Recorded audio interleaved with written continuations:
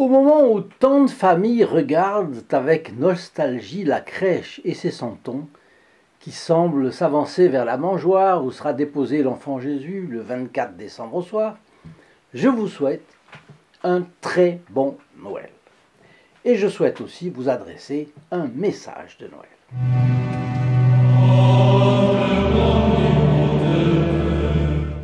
Avant cela, je remercie chaleureusement tous ceux qui ont permis, tout au long de l'année 2024, les efforts de cette chaîne, parce que faire tourner une chaîne comme la nôtre signifie la collaboration bien huilée d'un ensemble d'efforts, d'amis, et nombreux sont ceux qui ont pris part à cette collaboration. Je dis toujours, nous sommes une vaste famille, des personnes qui sont liées avec le Padre Pio, à travers le Padre Pio à la Sainte Vierge. Tout d'abord, les prêtres qui célèbrent 54 messes annuelles pour les membres de cette grande famille d'âmes, des fidèles du Padre Pio, particulièrement pour les protégés du Padre Pio. Je remercie sincèrement chacun de ces prêtres pour les grâces qui passent par leurs mains, et les protégés du Padre Pio leur sont très reconnaissants de leur zèle apostolique. Je peux le leur promettre.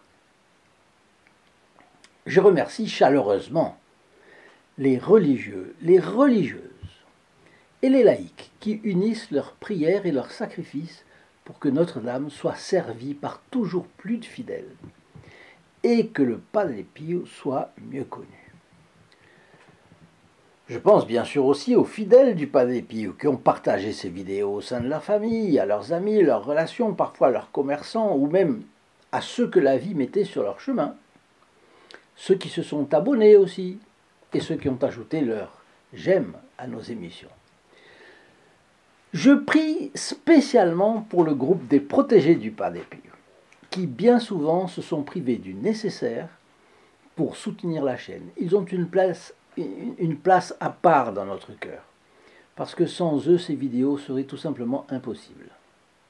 Vous le savez, c'est un groupe de fidèles de notre chaîne qui, malgré les difficultés que tout le monde supporte, la solitude, les problèmes de santé, de travail, d'argent, d'éducation des enfants, et encore beaucoup de choses, font des sacrifices financiers pour rendre matériellement possible l'édition de nos petits ouvrages sur la vie du Padre Pio, les livrets de prière ou de confession du Padre Pio, l'impression des photographies ou des conseils spirituels du grand capucin, les chapelets ou les médailles.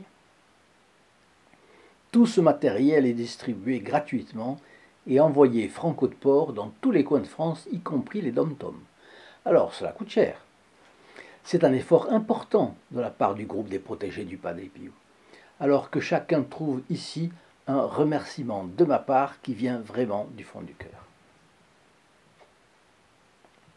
Ma gratitude ne serait pas complète si elle n'embrassait pas ceux qui font partie de l'équipe de la chaîne, évidemment. Un collaborateur fait mes recherches, m'envoie des informations, découvre les fioletti inédits du Padre Pio, déniche des articles intéressants. Un autre dessine et fait le montage des miniatures, et c'est important parce que c'est le visuel qui va intéresser ou pas le spectateur éventuel. 3. Un autre fait le montage du contenu de chaque vidéo et le fait grimper dans le nuage, comme on dit.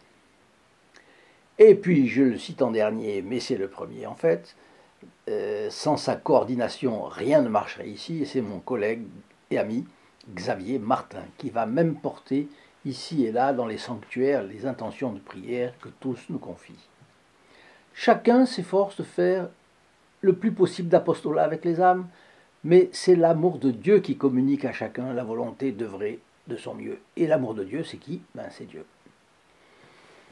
Alors, il y a des milliers de personnes, ils ont leur collaboration aussi, qui nous laissent leurs commentaires, et des milliers d'autres qui nous écrivent par mail, nous demandent, nous font des commandes, etc. Donc, à partir d'eux, on envoie des documents un peu partout. Le courrier est considérable, le travail aussi, et puis le dévouement essaie d'être au rendez-vous.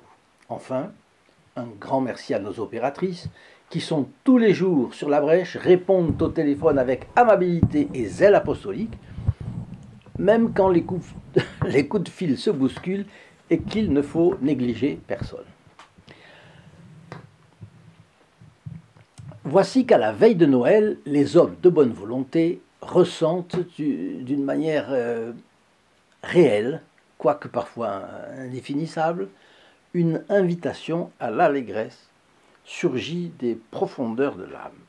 Qu'est-ce que c'est? C'est la grâce à l'œuvre dans nos cœurs qui rappelle à chacun que notre Seigneur Jésus-Christ s'est incarné, a voulu partager notre condition pendant 33 ans et nous sauver. En effet, commencé dans la joie de la crèche, son parcours terrestre s'achèvera dans la mort ignominieuse de la croix. Au moment de fêter sa nativité, il ne faut pas l'oublier, l'Église présente souvent l'enfant Jésus dans la paille, les bras en croix. Vous le savez, je l'ai dit il y a quelques jours, ou hier. C'est pour aider les fidèles à se rappeler de la torture que notre Seigneur est venu subir par amour pour nous, pour chacun de nous. Et s'il y avait eu un seul homme sur la terre, il l'aurait fait pour un seul. S'il y en avait eu deux, il l'aurait fait pour les deux. Donc nous comptons énormément. Chacun d'entre nous compte pour le bon Dieu. La théologie nous enseigne qu'il l'aurait fait donc pour une seule âme. Cette croix a racheté l'humanité du péché originel et chacun de nous, individuellement, c'est-à-dire de nos péchés commis depuis notre baptême. Motif de joie, être racheté alors que l'offense était Dieu, l'offensé était Dieu, et que rien ne pouvait suffire à effacer l'offense que le genre humain lui avait faite, sauf le sacrifice de l'agneau de Dieu, vrai Dieu et vrai homme. L'équipe de la chaîne sur les pas du Padre Pio s'en réjouit avec vous et vous souhaite donc un très saint et joyeux Noël. Que Jésus, sa très sainte mère, la bienheureuse Vierge Marie, son chaste époux, Saint Joseph, veille sur vous et sur les vôtres.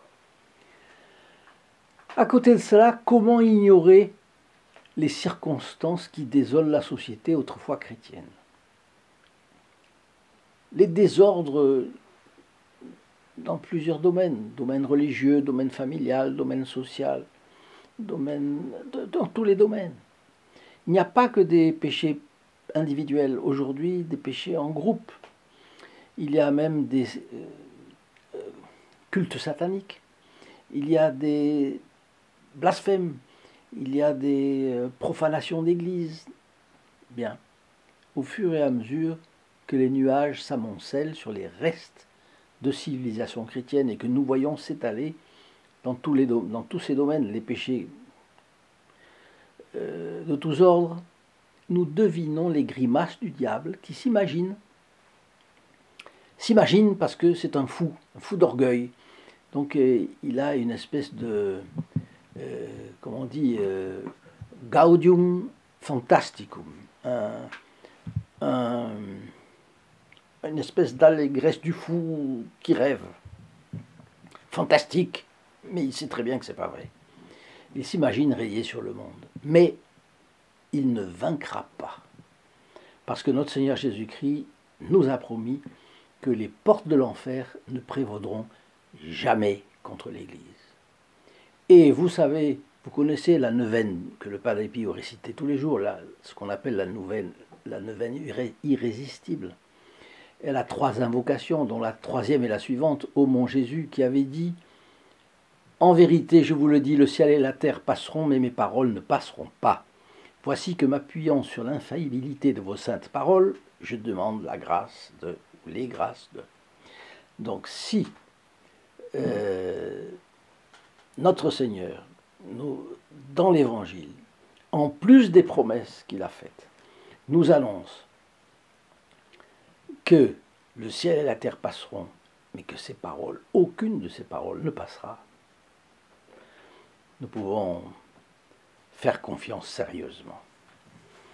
Notre-Dame, de son côté, Notre-Dame à Fatima, a annoncé le triomphe de son cœur immaculé, pour notre époque historique, Alors faisons-lui confiance comme un petit enfant fait confiance à sa mère. Acceptons de dépendre d'elle en tout, sans angoisse. Nos angoisses seront transformées en courage. Ne faisons pas comme Saint Pierre qui, marchant sur les flots, a commencé à douter et à enfoncer dans l'eau, parce qu'il avait douté. Nous marchons déjà sur les flots. C'est presque un miracle d'être fidèle dans l'époque actuelle. Et vous l'êtes et moi aussi, voilà. Au moins ça. Oui, c'est un peu trop, c'est bien exagéré de dire que nous sommes fidèles. Mais on essaye. C'est déjà marcher sur les flots. Alors que ne doutons pas, parce que sinon on va enfoncer. Que 2025 soit aussi pour vous une année d'amour ardent pour Jésus et Marie, que vos inquiétudes s'effacent sous l'influence bénéfique de notre saint Padre Pio, et que vous et les vôtres soyez comblés des bénédictions du ciel. En Jésus, Marie, Joseph et le Padre Pio. Je vous souhaite un très très bon Noël. Au revoir. In nome del Padre, del Figliolo e dello Spirito Santo, e così sia. Sia lodato Gesù e Maria, e